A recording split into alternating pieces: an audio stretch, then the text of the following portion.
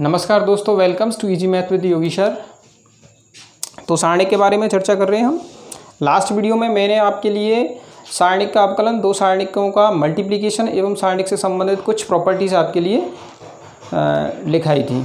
इस वीडियो में हम सारणिक से संबंधित कुछ एग्जाम्पल्स के बारे में डिस्कस करेंगे एवं कुछ इंपॉर्टेंट फैक्ट्स आपके लिए लिखाएंगे। तो आइए वीडियो की शुरुआत करते हैं एग्जाम्पल 17 के साथ। बुक का ही एग्जाम्पल है, एग्जाम्पल 17 एनसीईआरटी की बुक्स जो चल रही है उसका एग्जाम्पल है, एग्जाम्पल 17। तो सारणिक 1 1 1 a b c b plus c c plus a और ए प्लस बी का मान हमें बिना विस्तार के ज्ञात करना है। कैसे ज्ञात करना है? बिना विस्तार के। भाई विस्तार करके तो आप सारणिक का मान आसानी से ज्ञात कर सकते हैं, मैंने आपको सिखाया था। लेकिन ये वाली जो विस्तार वाली विधि है वो थोड़ी सी क्या लॉन्ग पड़ जाती है, क्वेश्चन में टाइम ज़्यादा लगता है। तो अब इधर देखो भाई, इस सारणिक का मान बिना विस्तार के कैसे ज्ञात करेंगे? दी गई सारणिक क्या है? Determinant equal to 1 1 1 a b c b plus c c plus a और ए प्लस बी। ये आपके लिए दी हुई सारणिक है जिसका मान हमें बिना विस्तार के ज्ञात करना है। तो इधर देखो भाई, यहाँ पे आपको ऐसा लग रहा है कि यदि C2 और C3 को जोड़ दें, क्या कर दें? C2 और C3 को ऐड कर दें तो हमें क्या मिलेगा? A plus B plus c, a plus B plus c, a plus B plus सी।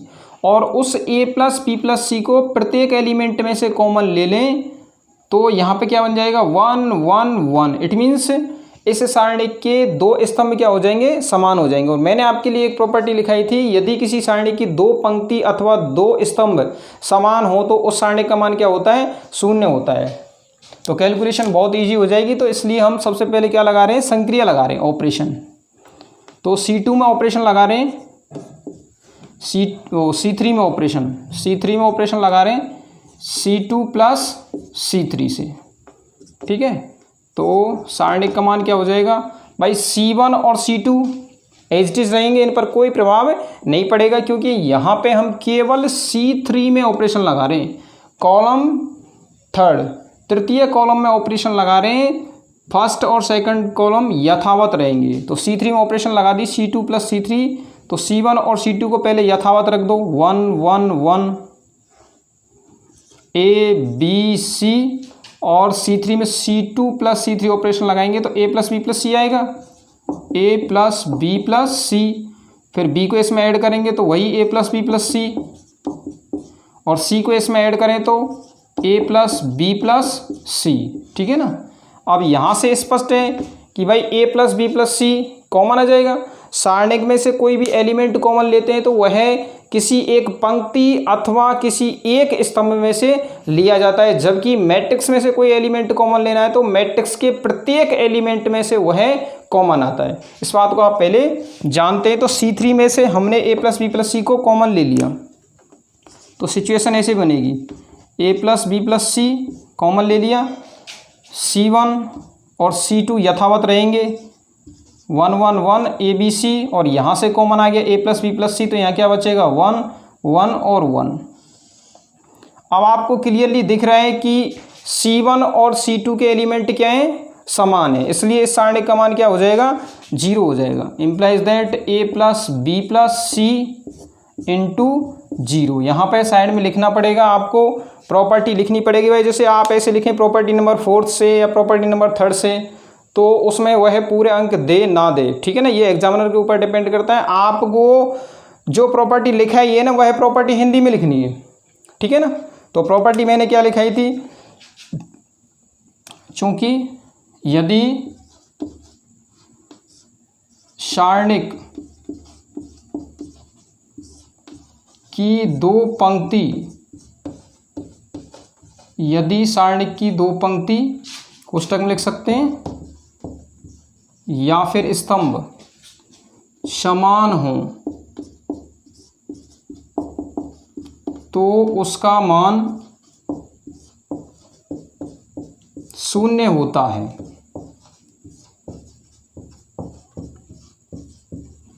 बस ये प्रॉपर्टी आपको कोष्ठक में लिख देनी है और ये हो गया आपका सॉल्यूशन।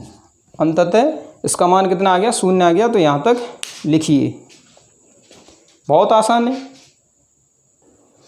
अब देखो भाई नेक्स्ट एग्जांपल है, एग्जांपल नंबर 18। सारणिक a माइनस बी इस टाइप से क्या है, कोई सारणिक दी हुई है, ठीक है ना।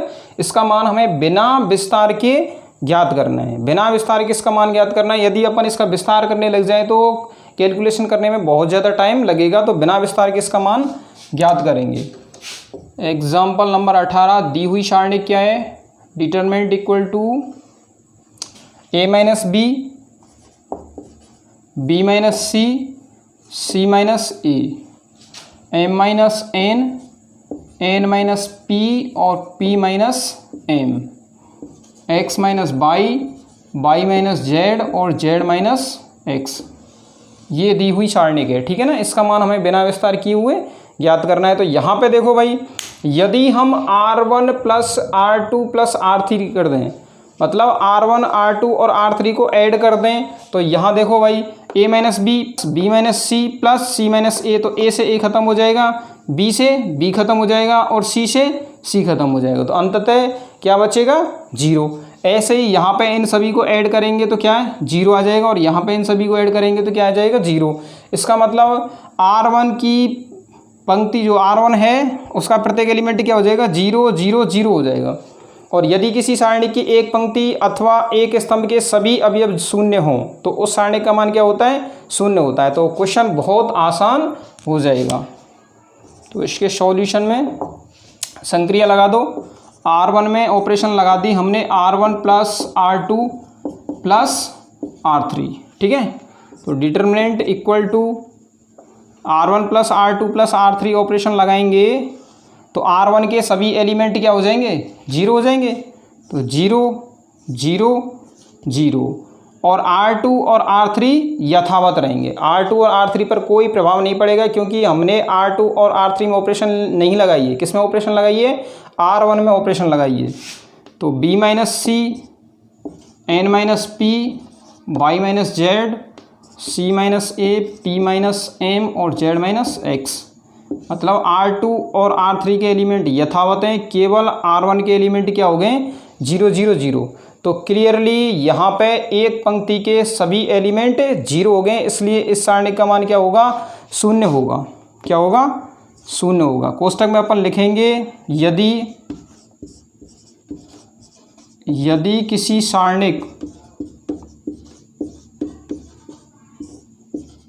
किसी सारणिक की एक पंक्ति अथवा स्तंभ के सभी अवयव, एक पंक्ति अथवा स्तंभ के सभी अवयव शून्य हों तो उस सारणिक का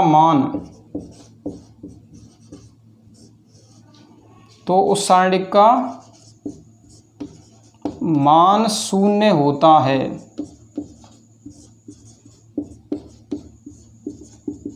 बिल्कुल आसान है। तो ये प्रॉपर्टी आपको ऐसे लिखनी है, साइड में प्रॉपर्टी लिखनी है, ना कि ऐसे ना लिखें कि प्रॉपर्टी नंबर 4 से या प्रॉपर्टी नंबर 2 से, ठीक है ना।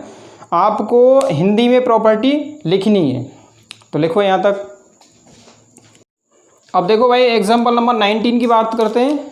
तो एग्जाम्पल नंबर 19 में हमें प्रूव करना है this matrix equal to X minus Y, Y minus Z और जेड माइनस एक्स। तो यहाँ पे हमें राइट हैंड साइड में फैक्टर दिखाई दे रहे हैं, X minus Y, Y minus Z और जेड माइनस एक्स टाइप से, ठीक है। तो हमें कैसे भी करके इस टाइप के फैक्टर बनाने। तो एक्स माइनस वाई फैक्टर कब बन सकता है, जब R1 में से R2 को घटाएं, R1 में से R2 को माइनस करेंगे तो x माइनस वाई फैक्टर बन जाएगा, और R2 में से R3 को माइनस करें तो y माइनस जेड फैक्टर बन जाएगा। तो ऑपरेशन R1 में लगा रहे हैं R1 माइनस R2, ठीक है। ऑपरेशन R1 में लगी, R2 के अभी चेंज नहीं होंगे। अब हम R2 में ऑपरेशन लगा रहे हैं R2 माइनस R3। तो R2 के जो एलिमेंट हैं वो R1 में ऑपरेशन लगाने के बाद में चेंज हो रहे हैं, ठीक है ना। पहले इन पर कोई प्रभाव नहीं पड़ रहा। तो ऑपरेशन लगाओ। तो डिटरमिनेंट इक्वल टू R1 में से जब R2 को माइनस करेंगे 1 minus 1 0, X minus Y, X square minus Y square,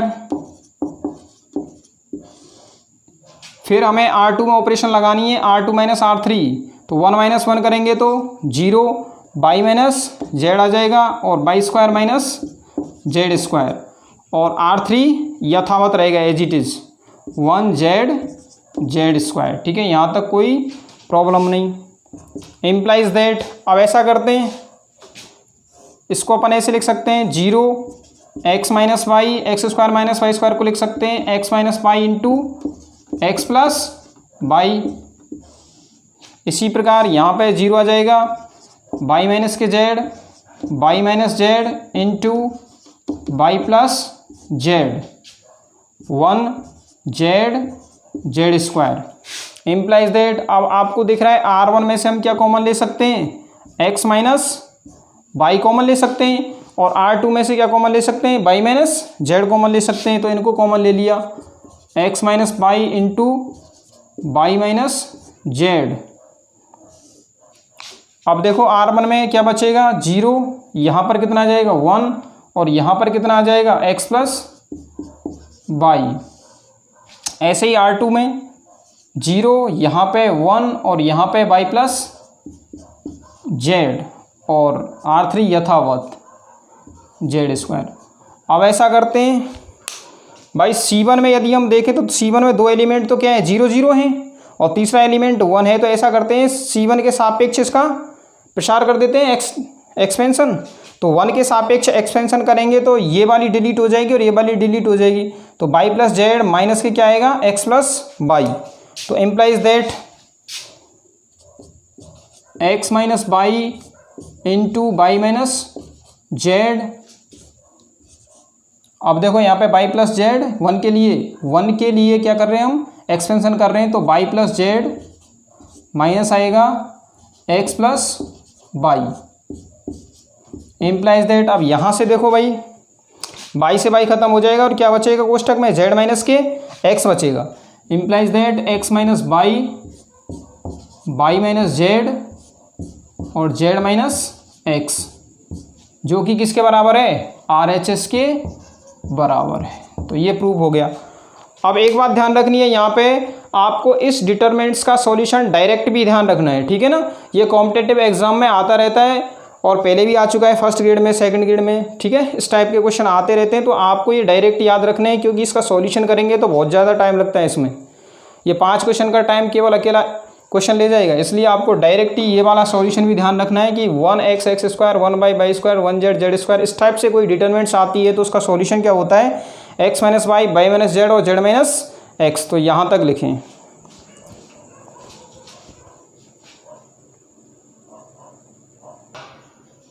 अब देखिए भाई, जो एग्जाम्पल नंबर 19 है, इससे संबंधित कुछ रिजल्ट हैं, इंपॉर्टेंट रिजल्ट है, जो कि एग्जाम की दृष्टि से काफ़ी महत्वपूर्ण है, कॉम्पिटिटिव एग्जाम की दृष्टि से बहुत इंपॉर्टेंट है। उनको आपको डायरेक्ट ही रिमेंबर करना है, याद रखना है। तो देखिए भाई, some important results.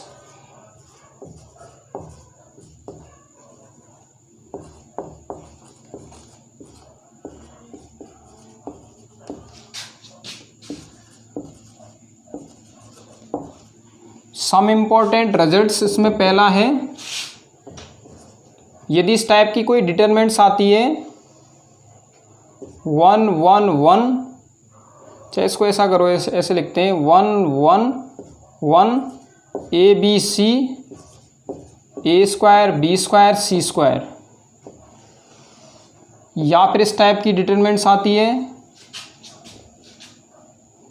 1 1 1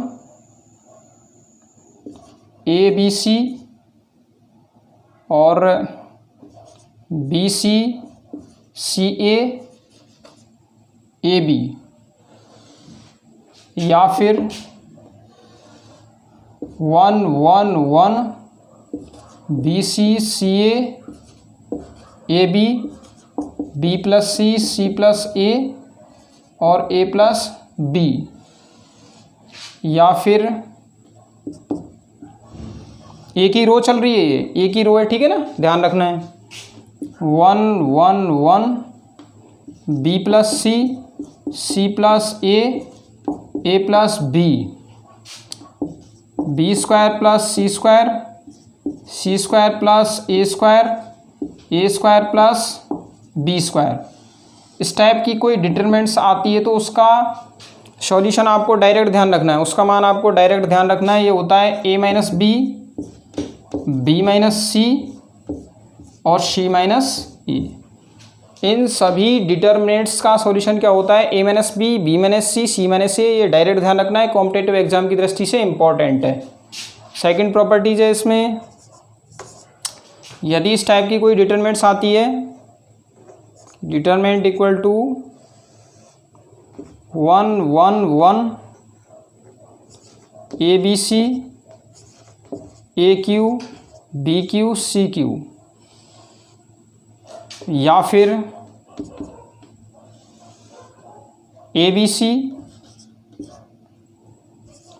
a square, b square, c square, a b c, a square, b square, c square, b plus c, c plus A plus c. इस टाइप की यदि कोई डिटरमिनेंट्स आती है तो उसका सॉल्यूशन होगा a minus b, b minus c, c minus a into A plus B plus सी। ठीक है ना, ये सॉल्यूशन आपको डायरेक्ट ध्यान रखना है। तीसरा है, तीसरी प्रॉपर्टी डिटरमिनेंट इक्वल टू, यदि इस टाइप की कोई डिटरमिनेंट्स आती है कि 1 1 1 a square, b square, c square, a cube, b cube, c cube, implies that a b c, a square, b square, c square और बी सी ए बी। इस type की कोई डिटरमिनेंट्स आती है तो उसका सॉल्यूशन होगा a minus b, b minus c, c minus a into a b plus b c plus c a. तो ये वाले जो सॉल्यूशंस हैं वो आपको डायरेक्ट ध्यान रखने हैं, क्योंकि ये कॉम्पिटिटिव एग्ज़ाम की दृष्टि से काफ़ी इम्पोर्टेंट है। तो अभी से आपको रिजल्ट भी याद रखने हैं। तो यहाँ तक लिखें पहले।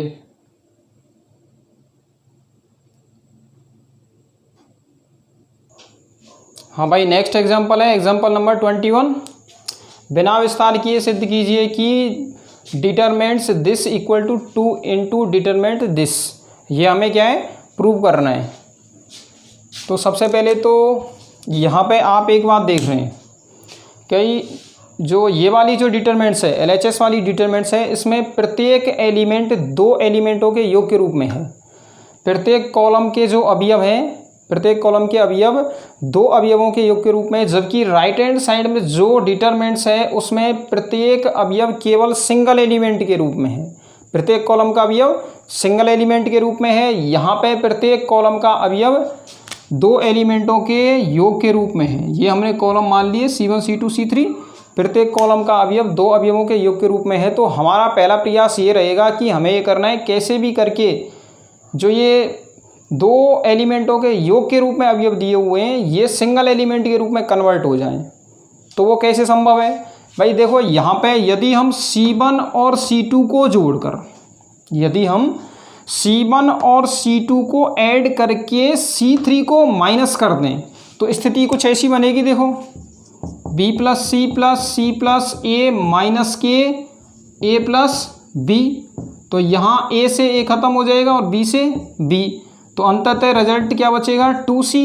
और 2 सपोज करो 2 आ गया कॉमन, तो सिंगल एलिमेंट हो जाएगा यहाँ पे C। तो हमें ऐसा ही तो करना है कि C1 के अवयव 2 एलिमेंटों के योग के रूप में है, उन्हें हमें सिंगल एलिमेंट के रूप में कन्वर्ट करना है। तो उसके लिए क्या ऑपरेशन लगाएंगे? स्पष्टतः कौन सी ऑपरेशन हो गई? C1 प्लस C2 माइनस के C3। किस में ऑपरेशन लगाई? C1 में ऑपरेशन लगाई। तो इस टाइप से हम ऑपरेशन लगाएंगे। तो अब इधर देखो एग्जाम्पल नंबर 21 LHS को लेकर चल रहे। LHS equal to B plus C, C plus A plus B, Q plus आर, R प्लस P और P plus Q। Y plus Z, Z plus X और एक्स प्लस वाई, ये LHS है, ठीक है ना। इसमें ऑपरेशन लगा रहे हैं हम C1 में, C1 प्लस C2 माइनस के C3, तो डिटरमिनेंट का मान क्या प्राप्त हो जाएगा हमें, b plus C plus a में से a प्लस b घटाना है तो कितना बचेगा, 2c बचेगा। क्या बचेगा, 2c। तो C1 के एलिमेंट कुछ इस टाइप से हो जाएंगे 2c। फिर यहाँ पर क्या बचेगा, देखो भाई p और q खत्म, p और q खत्म, तो 2r बचेगा। यहाँ पर क्या बचेगा, 2r। और यहाँ की बात करें तो यहाँ क्या बचेगा, y प्लस जेड और z प्लस एक्स में से x प्लस y घटाएंगे तो x से x खत्म हो जाएगा और y से y खत्म हो जाएंगे तो 2z बचेगा। क्या बचेगा, 2z। और C2 और C3 के एलिमेंट यथावत रहेंगे क्योंकि हमने C2 और C3 में कोई ऑपरेशन नहीं लगाई है। तो C plus A plus B, R plus P, P plus Q, Z plus X और X प्लस Y, C2 और C3 के एलिमेंट यथावत। अब ऐसा करते हैं, 2 को कॉमन ले लेते हैं। भाई सारणिक में से कोई भी एलिमेंट हमें कॉमन लेना है तो वो किसी एक पंक्ति या फिर किसी एक स्तंभ में से कॉमन आता है, ना कि प्रत्येक अवयव में से, जबकि मैट्रिक्स में प्रत्येक अवयव में से कॉमन आता है। तो C1 में से हमने 2 कॉमन ले लिया, तो इस डिटरमिनेंट्स की सिचुएशन कुछ ऐसी बनेगी, C plus A plus B, R plus P plus Q, Z plus X और एक्स प्लस वाई, यहाँ तक कोई प्रॉब्लम नहीं। अब देखो ऐसा करते हैं, ये तो केवल C1 के एलिमेंट सिंगल एलिमेंट के रूप में आए हैं। अब ऐसा करते हैं, कैसे भी करके हमें C2 और C3 के एलिमेंट सिंगल एलिमेंट के रूप में बनाने हैं। किसके रूप में, सिंगल एलिमेंट के रूप में, ना कि 2 एलिमेंटों के योग के रूप में। तो देखो भाई CRZ और यहाँ भी CRZ है, तो ऐसा करते हैं C2 में से C1 को घटा देते हैं। जब C2 में से C1 को माइनस करेंगे तो क्या बचेगा, APX सिंगल एलिमेंट आ जाएगा। तो ऑपरेशन लगा दो इसमें, C2 में ऑपरेशन लगा रहे हैं, C2 माइनस के C1 इम्प्लाइज दैट ये रिजल्ट मिलेगा हमें, डिटरमिनेंट इक्वल टू यहाँ पे C और यहाँ पर क्या बचेगा, फिर A बचेगा, क्योंकि C2 में से C3 को घटा रहे हैं तो C में से C खत्म हो जाएगा। फिर R प्लस P में से R को घटाएंगे तो R से R कैंसिल, और Z प्लस X में से Z को घटाएंगे तो Z से Z कैंसिल हो जाएगा। तो CRZ और APX और यहाँ पर A plus B, P plus Q और X प्लस Y, ठीक है। जो ये C3 के एलिमेंट है वो यथावत रहेंगे। अब आगे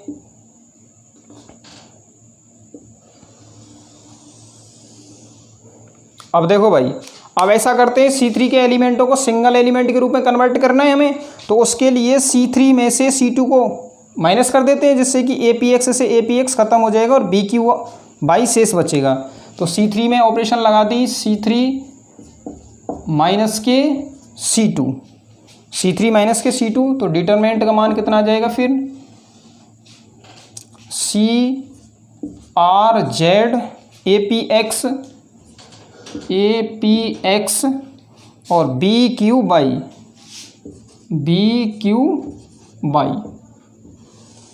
यहाँ तक कोई प्रॉब्लम नहीं है, ठीक है ना।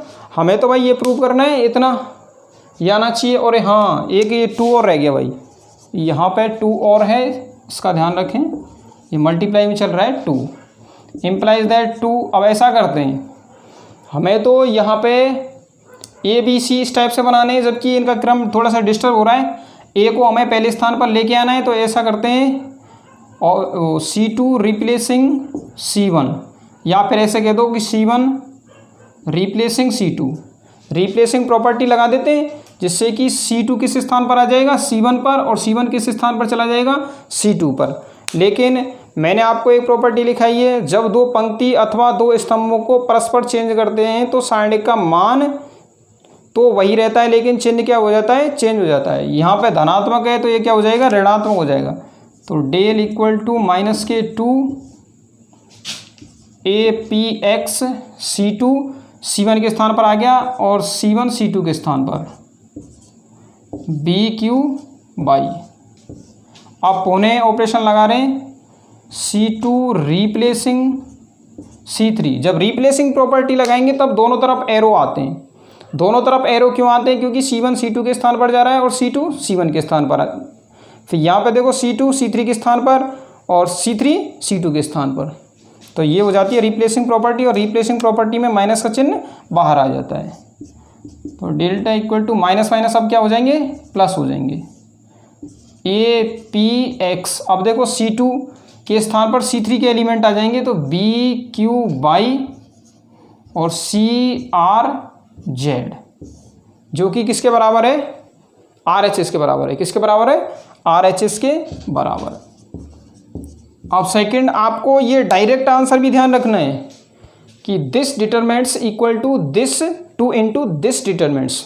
ये आंसर आपको डायरेक्ट भी ध्यान रखना है। कई बार आपको ये फर्स्ट ग्रेड में, सेकंड ग्रेड में मिल जाएगा, या फिर NDA एयरफोर्स में, या फिर IIT JEE इनमें क्या है मिल जाते हैं। कोई ज़रूर नहीं है कि भाई ABC के टाइप में एलिमेंट दे, वो और भी आयोटा के टाइप में या सम्मिश्र संख्याओं के टाइप में, किसी भी टाइप में आपको दे सकता है। तो डायरेक्ट रिजल्ट भी याद रखें। तो आज के लिए तो हम इतना ही करा रहे हैं, फिर अगले नेक्स्ट वीडियो में देखेंगे, ठीक है ना। उसमें आपके लिए कुछ इंपॉर्टेंट फैक्ट्स भी लिखाएंगे और कुछ क्वेश्चन भी आपको सॉल्व कराएंगे।